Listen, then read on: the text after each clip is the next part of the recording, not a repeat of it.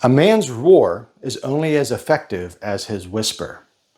I don't know if anyone's ever said that before. Probably someone has. But I'm saying it now, and it sounds kind of clever. So after I die, if you quote me on this, please be sure to quote me in the context of Virgin Steele. The music of Virgin Steele, and David DeFay in particular, helped me understand that necessary balance of roar and whisper as I grew into an adult decades and decades ago. When they were at their peak, Virgin Steele was an absolutely top shelf band. There are several albums in a row from the mid to late 80s all the way into the early 2000s that are just phenomenal examples of heavy metal. And what makes Virgin Steele special is that they took a lot of those heavy metal cliches or fundamentals, if you are being generous. They took those things and exploited them. And in doing so, they allowed their music to ascend the trappings of typical heavy metal. Virgin Steele is certainly fundamentally a heavy metal band, but their best material, it ascends beyond the basics, the stuff that you would expect. So today on Zar's Top Shelf, we're going to listen to the first track from the first disc of an absolutely flawless double concept album, The Marriage of Heaven and Hell. Yes, today on Zar's Top Shelf, we're going to be listening to I Will Come For You.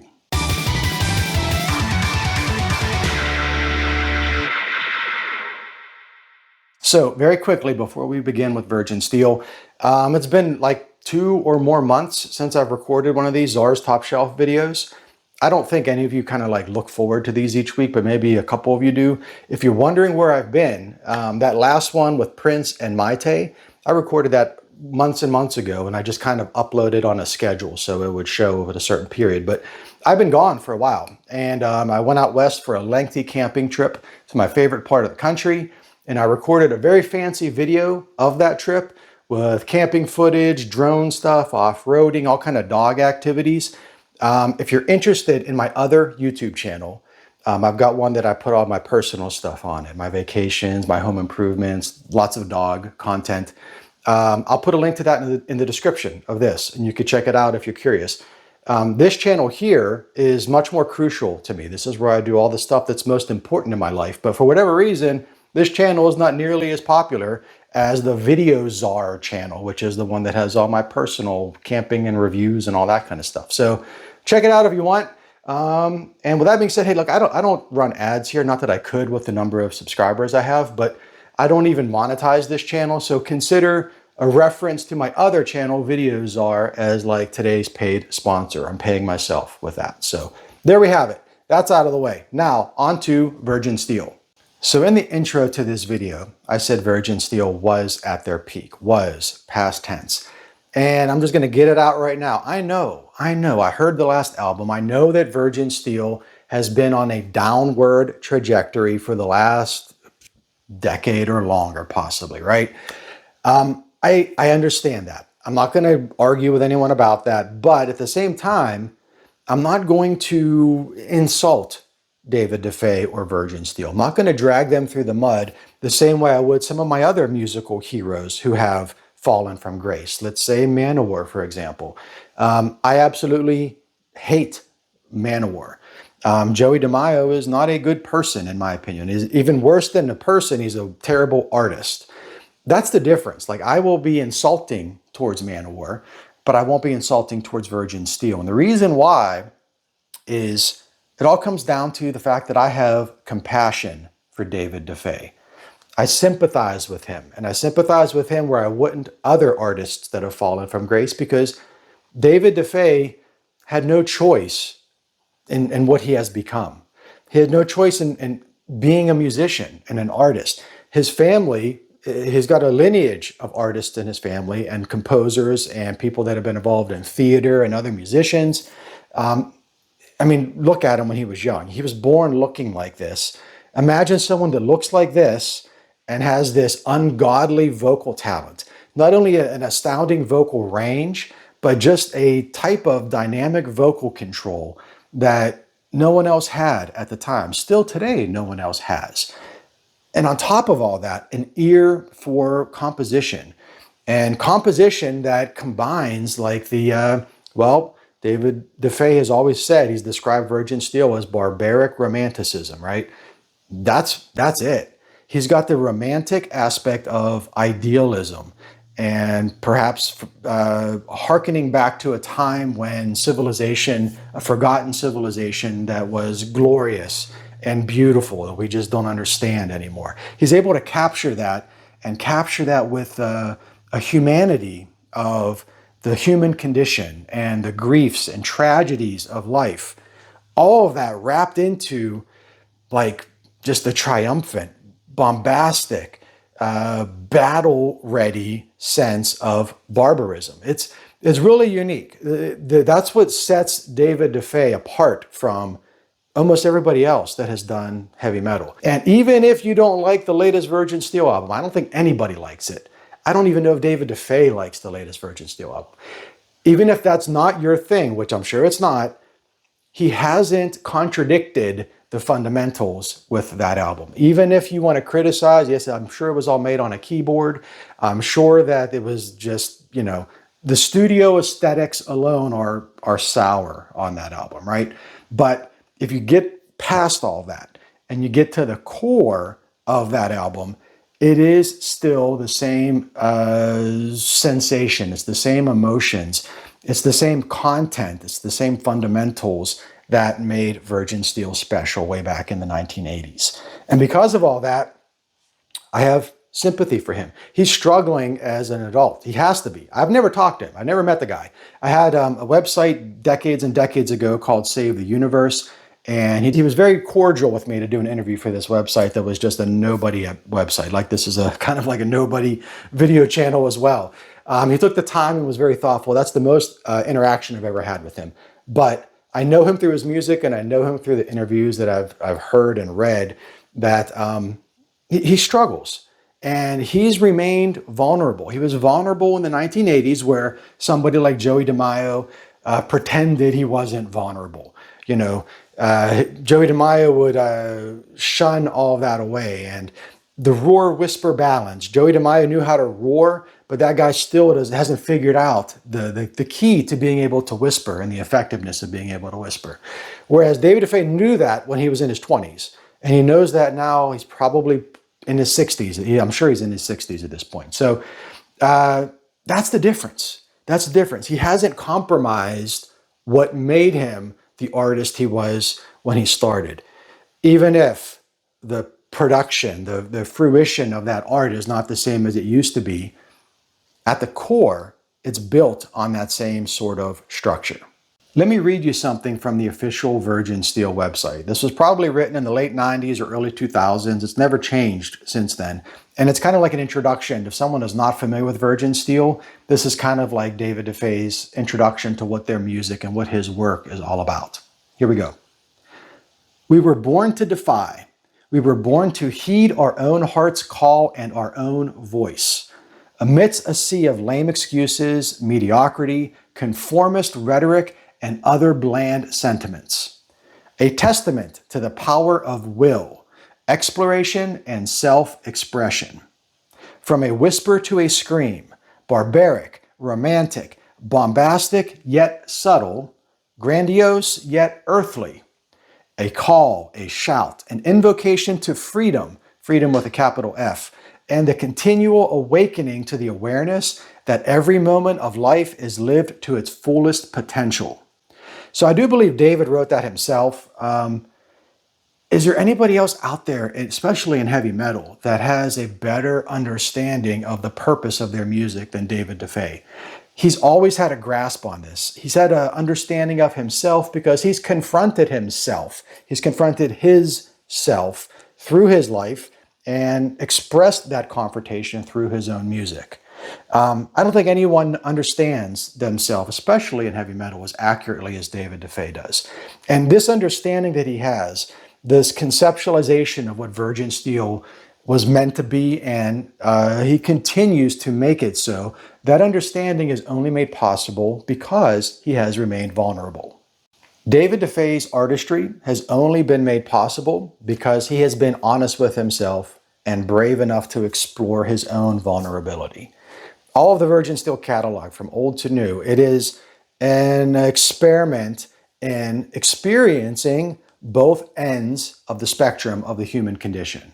It's music about love and hatred, of virtue and vice, of triumph and tragedy, combined together and exploring that and understanding it and expressing it musically. You could say that all of Virgin Steele's music is a marriage of those two opposing ends of the human spectrum. It is a marriage of heaven and hell. And I think that's why this double concept album, A Marriage of Heaven and Hell, is the quintessential Virgin Steele album. And that's why it's the subject of today's video. All right, this is disc 1 of The Marriage of Heaven and Hell, and this is disc 2. As I was pulling these off of the shelf to prepare for this video, I noticed on the back, for sale in Russia and CIS countries only. I bought these in the early 2000s, and I don't think I even gave it much thought, or maybe I was just too stupid to realize, but these are probably bootlegs. My favorite Virgin Steele albums are probably bootlegs. So I don't think David DeFay is ever going to see this. He doesn't seem like a YouTube kind of guy, but sir, if you ever watch this video, I apologize. I bought bootleg stuff from somebody in some seller in Russia. And I'd be willing to bet a lot of the music I purchased, a lot of the heavy metal I purchased in the early 2000s is probably Russian bootlegs. And I was just too dumb to realize it. So we're going to talk about this. You came here for this, but I'm going to make you wait. I'm going to make you sit through. I'm going to make you listen to me rant a little bit about Seven Devils Moonshine. This, I think this was 2018 or 2019. This was like right before COVID or something like that. It was before COVID. This is my favorite Virgin Steele from the last, I don't know, 20 years or something. I like this even better than Visions of Eden. And a lot of people find Visions of Eden to be his last master work, if you will. And it is. It's a superb album. The more I listen to it, the more I like it. But this is the direction I would like if I had some magical power to just, produce a Virgin Steele album. I would produce it in this direction where most of this is not heavy metal. There's 5 discs in this box. It's a box set. 2 of them are greatest hits, and then there's 3 albums of mostly new material, right? The 3 albums, one's a double album, one's a unique album by itself. Most of that stuff, it really just was recorded live. And if it wasn't recorded live, it has a feeling of being recorded live. A lot of it is just voice and piano. Maybe he is watching this. David DeFay, if you're seeing this video, please, you don't need double kick drums, especially if they're coming from a keyboard. You don't need to have, 16th note, fast picking guitar riffs. That's not you anymore. You did that. You've excelled at that better than almost anybody else, right? I believe your heart is in this. I believe your passion, the passion of Dionysus, right? The passion of DeFay is going beyond heavy metal. Don't feel obligated to confine yourself to the structure of heavy metal. It's not necessary. I know people that are Virgin Steele fans and bought this were pissed off because it's got a Virgin Steele at the top. This didn't need to be a Virgin Steele release. Create a new band name, a new project. The next thing you release, hopefully you do continue to release music. The next thing you release, there's a million drummers that'll work for free. Hire a live drummer for the next thing you release. Record it live in studio and just pour your heart out like you poured your heart out in this. Not that you haven't with the Passion of Dionysus. You have, but the shell of heavy metal on the Passion of Dionysus tainted the outcome. This was unbridled. This was not confined to heavy metals, the stuff you've done in the past with heavy metal. If this was marketed as something for like people that are fans of experimental blues rock or people that were into indie rock, this would be a wonderful indie rock album. A lot of people that are in their 40s and 50s that grew up on indie rock from the early 90s would wet the bed over something like this if it was marketed towards them. So please, sir, if you're watching this, you're probably not. I'm talking to, who am I talking to here? I don't know. Not you, but I'm talking to someone else that maybe agrees with me. Probably they don't. I love this. I want to see more of this. I want to see this done without Virgin Steele. I want to see this done as David DeFay. It's time to just release it as David DeFay. You're basically a one-man band anyway, sir.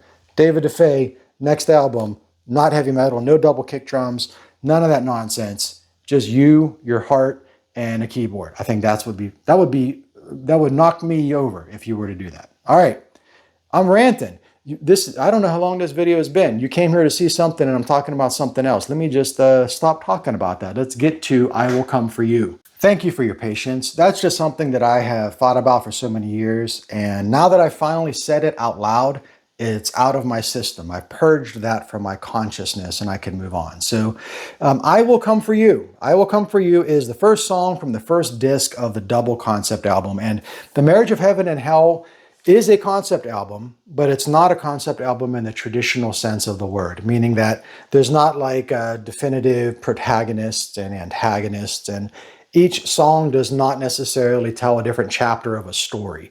I've listened to these discs so many times, and I've tried my best to kind of weave a thread of a narrative from the beginning to the end, and it's just not there. And it wasn't intended to be there at all. This is a concept album in the sense that each song, although unique, the song expresses the same theme from track to track on the discs. Some of these songs take place way in the past, or in mythology land. The Garden of Eden is a theme here, right? So there could be a song that takes place in the Garden of Eden, and then there could also be a song that takes place from the perspective of like a biker in a biker gang or something in the 1990s. So, but the theme is the same, whether it's the Garden of Eden or whether it's upstate New York, it's the same. And that theme, essentially, it's the struggle between man and God. Probably more specifically, these songs, each of them in their own way, express a reverence for and a resentment towards divinity. And I'm saying divinity because some of these songs deal with the Judeo-Christian God. Obviously, the stuff like with the Garden of Eden is going to deal with that. But then other songs, kind of like much of David Defay's work, deal with the pantheon of gods, plural. So it's man's struggle with divinity. And that struggle is all wrapped around the concept of forbidden male-female love. Male and female are so beautifully expressed in such a mature fashion in David Defay's work. That's here. And that's present in a lot of Virgin Steele. I mean, the concept of forbidden love is a theme that you'll find that on every Virgin Steele album, sometimes on several songs within that album. I really enjoy the artwork on both of these discs. So the first disc, the cover very clearly illustrates the Garden of Eden. You see the snake, the serpent in the background. Eve is being embraced by a demonic figure. What I find interesting on this album and in some other of Virgin Steele's releases is that when the Garden of Eden is kind of discussed, Adam from the Garden of Eden isn't always kind of like a human as you get in the Bible. David Defay has a very unique way of taking something that is either like well-known mythology or actual historic events, like, I don't know, like Pompeii from Age of Consent. Age of Consent is such a good album. I was considering doing this video on Age of Consent. There's a great similarity between Age of Consent and The Marriage of Heaven and Hell Part 1 and 2. But he'll take something like Pompeii and the burning of Rome, both two things that happen not at the same exact time, really, and happen for different reasons, but putting his own spin on that and injecting some of his own personal experiences, his own personal triumphs and tragedies into these historic events, or in terms of the Garden of Eden, into that mythology. So a lot of times, David embodies the role of Adam from Adam and Eve, but he does so in sort of like a demonic figure. Black wings, that's very common, another common theme throughout Virgin Steele's work. So it's different, it's unique. So I think this cover, I mean, we've got the serpent in the background tempting Eve with the apple and all that, and then it's almost like Adam is the corrupting force for Eve, more so than the serpent. I see this cover, and I see that demonic figure being Adam, or that demonic figure occupying Adam to cause them to be banished from the Garden of Eden. The song deals with, man, one of my favorite lines of this song. We're going to talk about the lyrics, but baptized into treason. That is such an essential aspect of David's perspective on the Garden of Eden. So anyways, yes, slight interruption there. And then the second disc is quite different. So this is a bit more avant-garde. The artwork on the second disc is one of my favorite album covers of all time. So you've got a brain with a crown of thorns. So it is hearkening to the Christian mythology. the crown of thorns of Jesus across the brain, which represents thought and intellect. But that brain is then also being kind of like strangled. It's being compressed. It's being pulled into, it's being tugged at. It's a tug of war between two like biological angel figures inside some sort of organic system, an organism of some sort, pulling, taut, strangling the brain with a crown of thorns on it while a fetus is born below it. It's like that fetus is the human condition, and that human condition is a struggle between man, the brain. The brain represents man, mankind, the human experience, right? So that brain is anointed. It is ordained with a crown of thorns. At the same time, these biological angels are just trying to crush it and destroy it at the same time. And that process of man struggling to be crushed by these biological angels, all the while being anointed by divinity itself, produces the fetus. And the fetus is the human condition. That is mankind. As far as a concept of artwork, the second disc's artwork just blows me away. Another canine interruption. Can you believe it? I apologize for that. I forgot what I was even saying. Where was I with this? I Will Come For You. That's what we're talking about. So this is a song, like I said, about forbidden love. The man of the song, perhaps it's Adam, perhaps not, represents the conquering force of masculinity. The female of the song, perhaps it's Eve, perhaps it's not, represents purity and innocence in the feminine form. But don't take any of this too literally. I should just clear the air with that. That's the secret to enjoying Virgin Steele's music, is if you ponder the literal meaning of the lyrics too much, you're going to miss out on all the feelings and all of the heart and all of the emotion that's behind that stuff. So without being too literal about the meaning of the song, here's my interpretation of I Will Come For You. A man and a woman, you could think of this in terms of Garden of Eden or not, it's not necessary, but a man and a woman are so deeply in love that they live in an existence of unabashed joy. Joy for each other, but also just joy for life. They lived alive during this time. Their love for each other was so great that it rivaled their love for the divine, for the creating force that gave them life in the first place.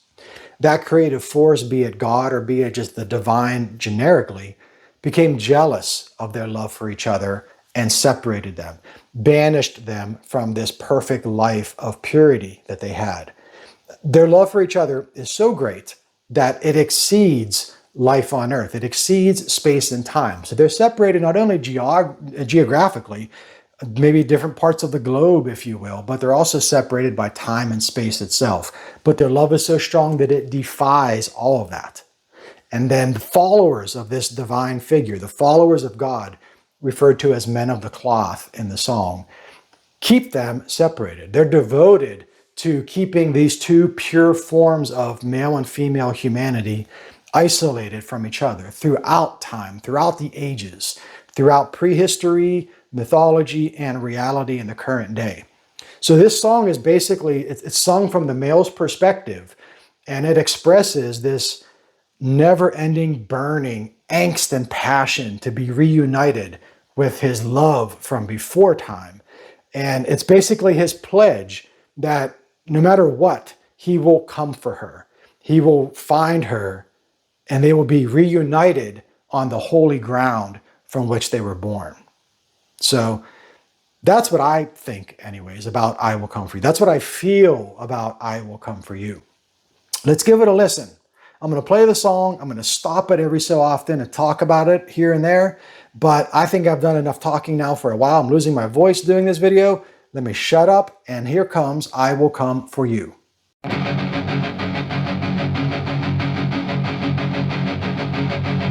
tortured skies, from a land with no sun, I will come for you.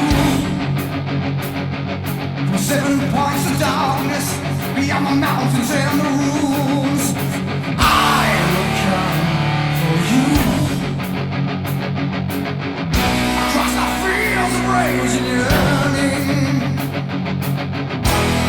with power in my hand, I will return. I will So this song starts with just a warm, sawing, gravelly guitar riff. The way the guitar is played and recorded, it really conveys a sense of anxiousness. It's like the sound of a man, like I envision a man pacing back and forth in a prison cell, just waiting for his opportunity to burst free. There's a longing, a sadness in the music expressed throughout this song, but you really just feel that from this opening guitar riff. To me, this music expresses this grief and sadness and longing, but also an acceptance of it. There's something in that guitar and that gravelly guitar that just conveys this. There's an element of hope behind all of it.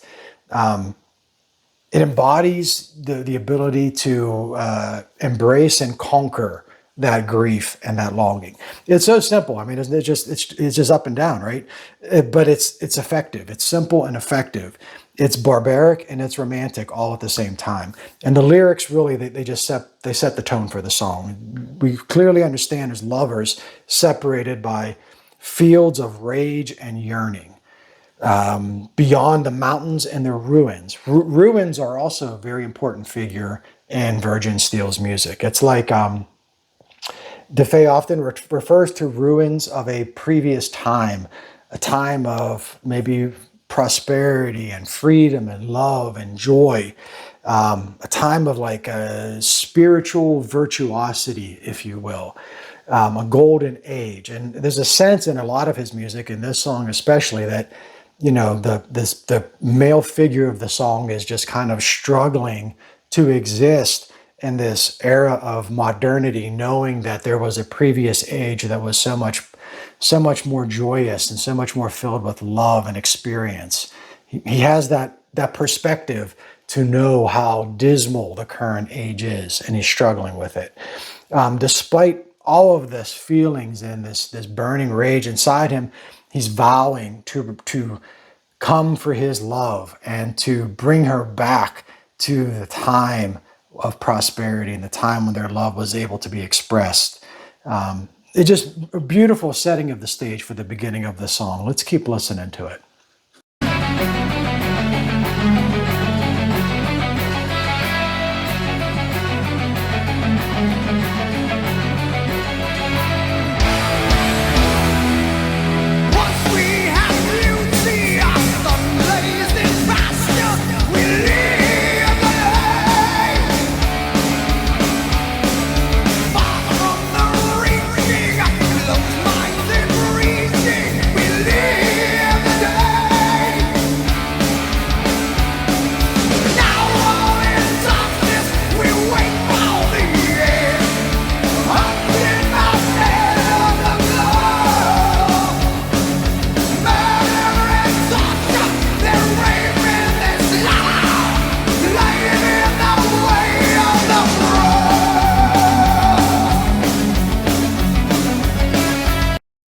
So he's describing man, his voice is just so good. I just don't think there's ever been a voice like this. With this glorious God send of a voice, he's describing what has taken place after Adam and Eve's separation, if you're thinking of it in terms of Adam and Eve. The wars and the violence throughout history that have been waged by God's disciples, the men of the cloth, that insist on keeping the purity of their love separated throughout the ages. And he's reflecting on the time before their banishment, when they lived alive. But now they're just much like the ruins themselves. They're like the ruins of a forgotten civilization. Perhaps they're living, perhaps they're present like the ruins, but they're certainly not alive. All of that is just captured here in these beautiful lyrics, poetic lyrics, and wonderful music sung from just such a wonderful voice. Let's let it keep going.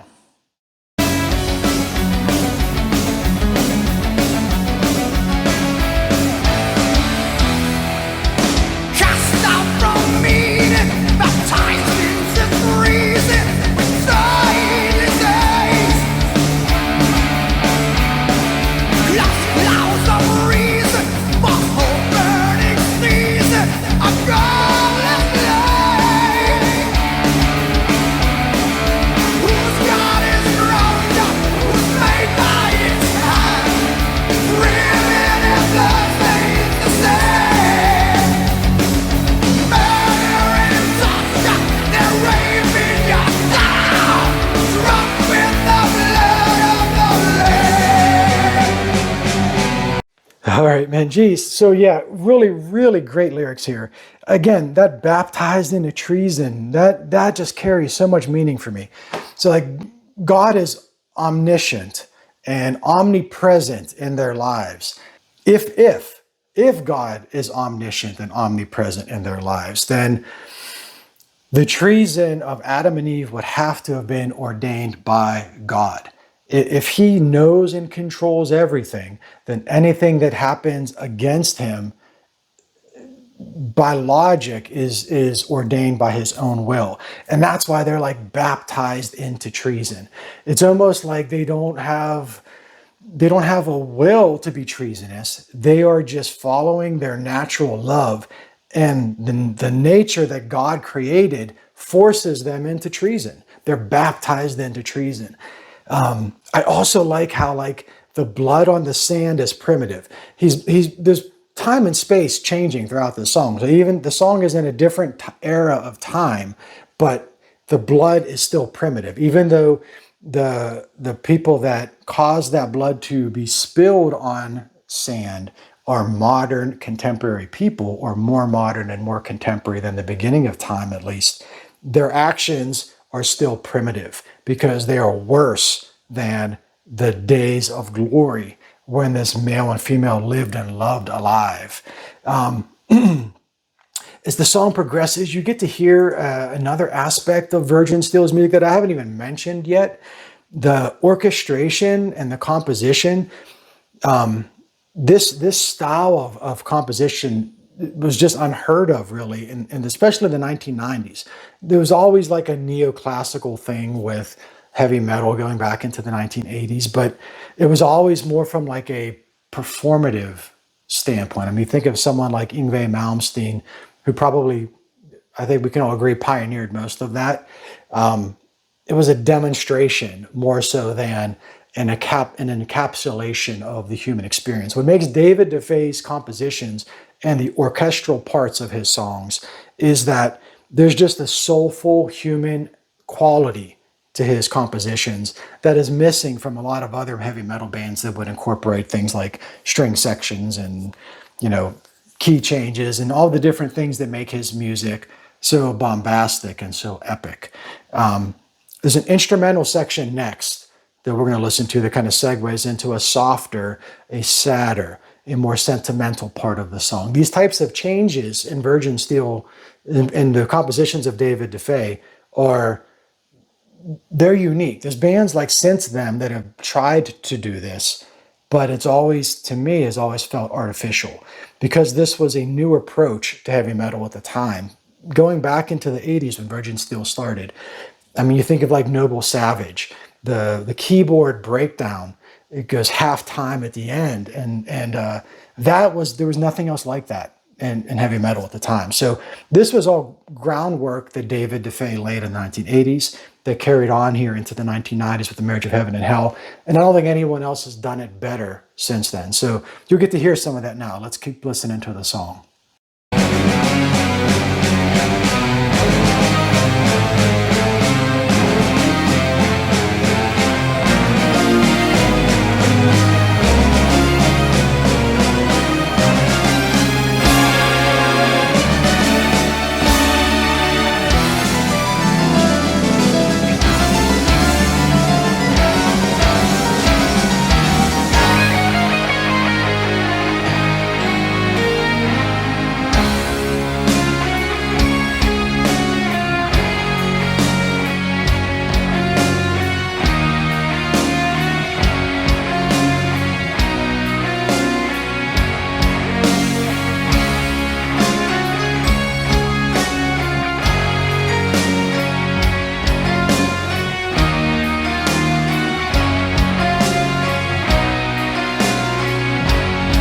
The production values of this song and both of these discs are just flawless. Everything is recorded so exquisitely.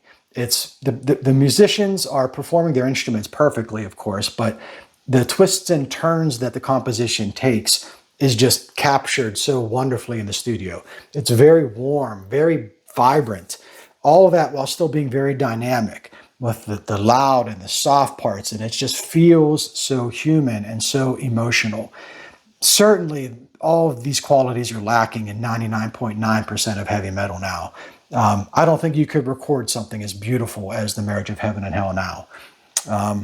Let's keep going. So this was the segue, and we have more vocals and some more lyrics. Let's listen to how the song progresses.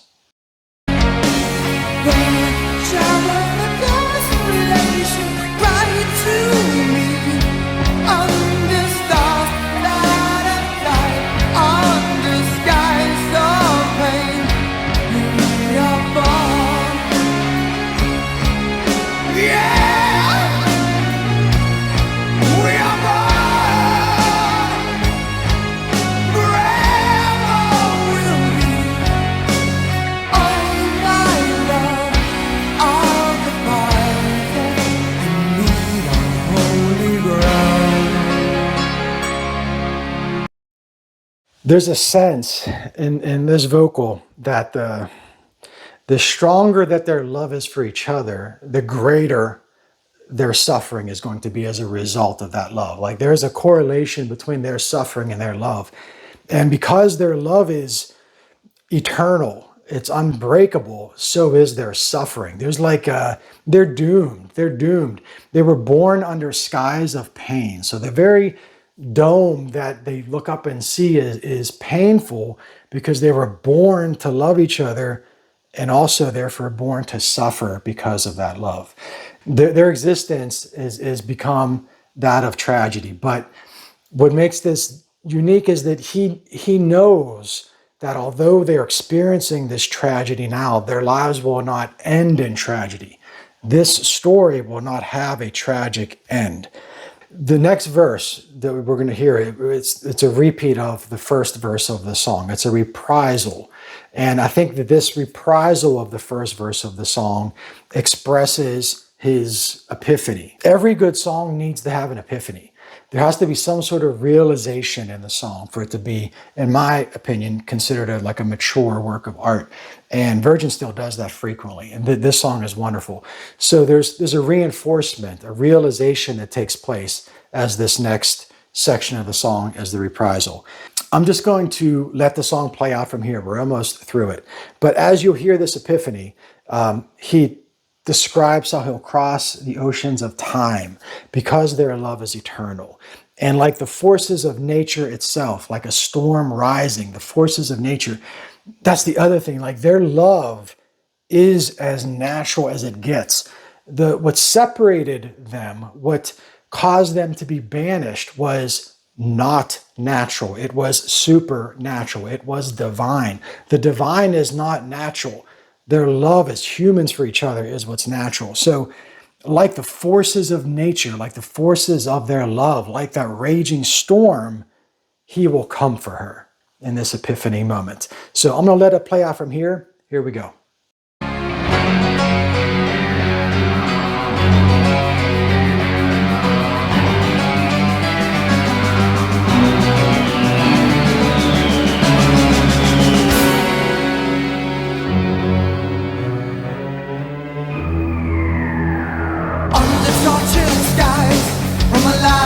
No star, I will come for you.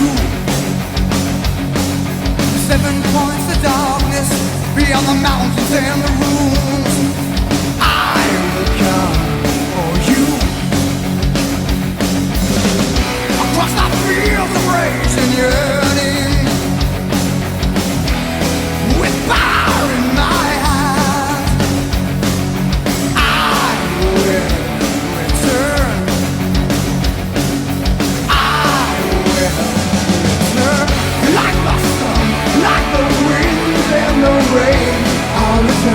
Like a storm, I will rise once again. Like the right and the God, I will strike from above. Watch the oceans of time. I am called by your voice. I'll return. I will return.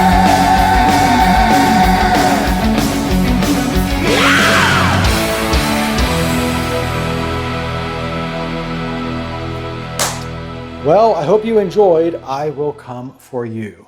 even if my interpretation of the meaning behind this song is different than yours or maybe just wrong altogether, I think I've got a pretty strong grasp on the heart of the message here. I can't recommend The Marriage of Heaven and Hell Part 1 and 2 highly enough. The themes expressed in I Will Come For You are present in each song, but from a different perspective, from a different protagonist, from different times of history or mythology. The framework changes from song to song, but the theme remains the same. And that's what makes The Marriage of Heaven and Hell 1 and 2 a truly wonderful and absolutely top shelf concept album. So with all that being said, thank you for watching this episode of Zar's Top Shelf, and I hope that I see you in the next video.